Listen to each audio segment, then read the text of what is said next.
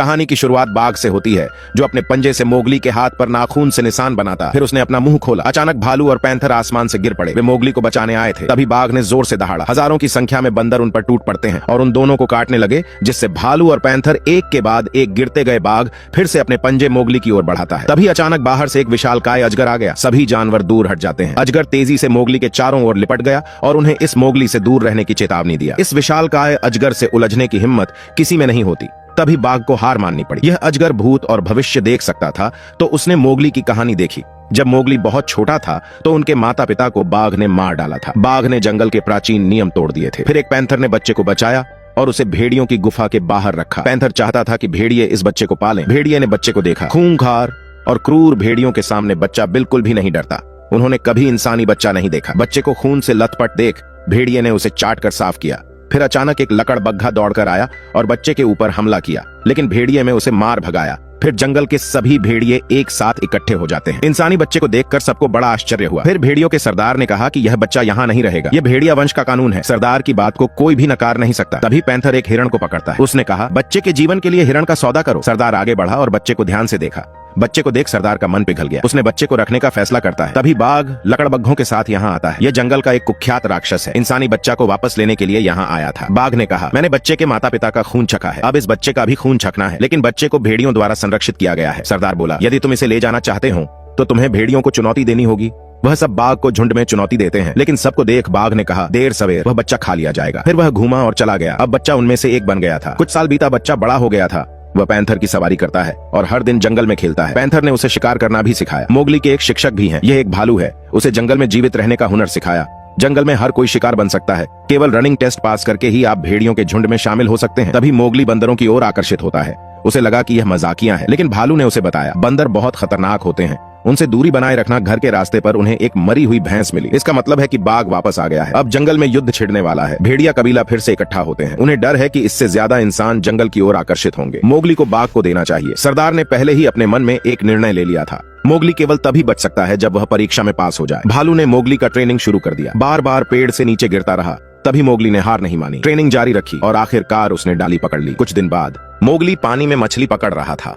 अचानक उसने देखा कि मछलियां सभी अलग दिशाओं में भाग रही थी। उसने ऊपर देखा, यह बाघ था जिसने अभी अभी खाना खत्म किया है। वह पानी को अपने खून वाले मुंह से चाटने लगा, जिससे खून पानी में फैल जाता है। मोगली ने बुरी तरह अपनी सांसें रोक लीं, लेकिन मुंह से बुलबुले सीधे ऊपर जाने लगे, जिससे बाघ का ध्यान खींचा। बाघ ने मोगली को देख लिया, लेकिन नहीं देखने का नाटक किया। मोगली तुरंत ऊपर आ गया और अपनी जान बचाने के लिए जल्दी से भागा। बाघ बिल्कुल पीछे पीछे आता है, लेकिन 2 पैरों वाला लड़का बाघ से कैसे आगे निकल सकता है। तभी मोगली घबराहट में जाल में गिर गया। एक तेज चीख पैंथर के कानों तक पहुंची। उसे एहसास हुआ कि मोगली खतरे में है। जाल में फंसा मोगली बहुत भाग्यशाली था। वह उस नुकीले लकड़ी पर नहीं गिरा। तभी बाघ ऊपर से गुजरा है। फिर एक लंबी सी चीज अंदर आई। दरअसल यह हाथी की सूंड थी। ये मोगली की कमर के चारों ओर लपेटता है और उसे जाल से बाहर निकलता है। मोगली को अपने सामने काई से ढका हुआ विशाल हाथी दिखाई देता है। इसी समय पैंथर आ गया। सामने के दृश्य ने उसे झकझोर कर रख दिया। फिर हाथी कुछ नहीं किया। वह घूमा और उधर से ही चला गया। मोगली भी पैंथर पर सवार हुआ और जल्दी से घर चला गया और बाघ ने यह सब छुप कर देखा। आज भेड़ियों का ट्रेनिंग आधिकारिक तौर पर शुरू हो रहा है। भेड़िया जो कबीले का सदस्य बनना है, उसे परीक्षा पास करना होगा। पैंथर पीछे से उनको पकड़ने का कोशिश करेगा। वे तैयार थे। सरदार ने आदेश दिया। वे सब तीर की तरह निकल पड़े। मोगली भेड़ियों से तेज नहीं है। वह केवल शॉर्टकट ले सकता है। वह सीधे चट्टान से कूद गया, शाखाओं को कसकर पकड़ा और नीचे कूद गया। फिर गुफा से तेज भागकर उसने पेड़ से नीचे फिसलने का फैसला किया। वह अभी सबसे आगे है, लेकिन जल्द ही भेड़ियों उससे आगे निकल गए और उसे हिंसक तरीके से एक तरफ धकेल दिया गया। उसने हार नहीं मानी, आगे दौड़ते रहा। इसी दौरान पैंथर भी आ जाता है। यह मोगली को निशाना बनाता है। मोगली शाखाओं के बीच आ गया। उसे लगा कि पैंथर उसे पकड़ नहीं पाएगा, लेकिन कौन जानता था कि पैंथर वास्तव में इसके बारे में गंभीर था। उसने शाखा को पंजे से तोड़ा और अंदर आ गया। मोगली तेजी से ऊपर चढ़ गया और पैंथर से बच निकला। वह पेड़ की लताओं के बीच से चढ़कर जा रहा था।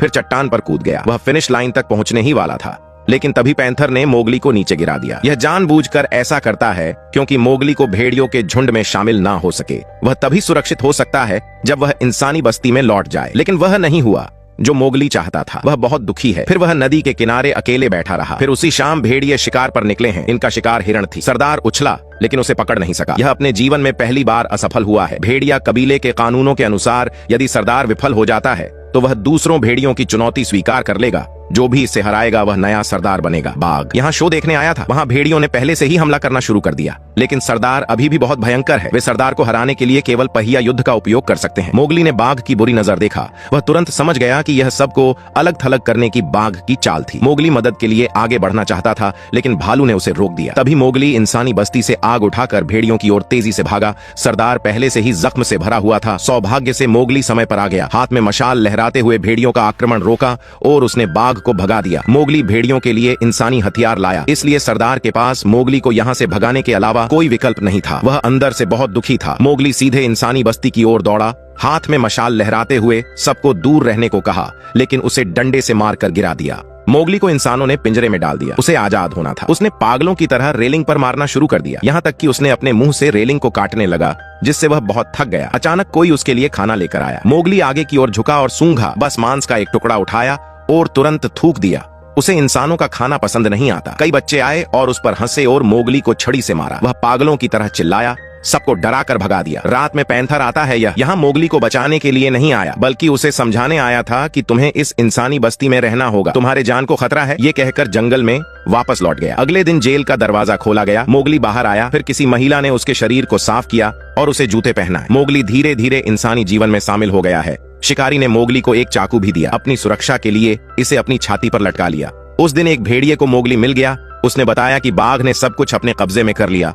उसने बहुत से भेड़ियों को मार दिया और बाकियों को जंगल के किनारे तक खदेड़ दिया। मोगली अब इंसानों के साथ नया सफर शुरू कर दिया है और अब वह दोबारा भेड़ियों के पास नहीं जाएगा। एक रात मोगली गलती से शिकारी के गोदाम में घुस गया। उसने अंदर सभी प्रकार के जानवर देखे। उसमें अपनी सबसे अच्छी दोस्त को भी देखा। उसे बहुत दुख हुआ। मोगली शिकारी को सोते समय मार डालना चाहता था, लेकिन आखिर में उसने अपना मन बदल लिया। मोगली ने कोने में देखा, उधर एक विशाल हाथी के दांत था। उसने गुप्त रूप से हाथी के दांत को विशाल हाथी को लौटा दिया और उसके साथ एक समझौता किया, बस जंगल में बाघ से छुटकारा पाने में मेरी मदद करो। फिर मोगली ने बाघ को अकेले में बुलाया। बाघ बहुत अहंकारी है। उसे लगता है कि वह यह लड़ाई जीत लेगा। अचानक मोगली ने आसमान में देखा और जोर से चिल्लाया।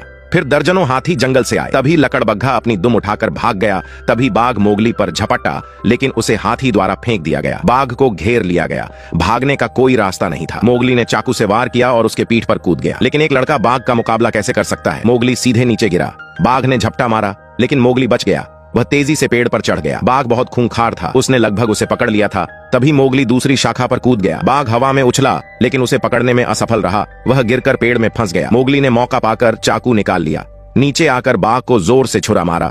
तभी अचानक शिकारी ने गोली चलाई। मोगली हाथी से कहता है, ये वही है जिसने दांत चुराया था। शिकारी ने झट से बड़ी बंदूक उठा लिया और फिर से निशाना लगाया। गोली मोगली को छू कर निकली। दूसरी गोली चलाने ही वाला था कि एक विशालकाय हाथी ने उसे टक्कर मार दिया। बाघ भी मोगली पर झपटा। सौभाग्य से भेड़ियों के सरदार ने समय पर बचा लिया, लेकिन बाघ अभी मरा नहीं है। इस समय मोगली के सभी दोस्त आ गए। बाघ के पास जंगल में भागने के अलावा कोई विकल्प नहीं था। सरदार की गंभीर चोटों के कारण मृत्यु हो गई। मोगली चाकू उठाता है और जंगल की ओर बढ़ा। उसने बाघ को देखा। बाघ ने अपनी आखिरी ताकत से संघर्ष किया, लेकिन मोगली ने चाकू मारकर हत्या कर दिया। बाघ और शिकारी दोनों मारे गए। मोगली को भेड़ियों से मंजूरी मिलती है। भेड़िया झुंड का नया राजा बन गया। जंगल में फिर से शांति लौट आई। सब्सक्राइब करना ना भूले।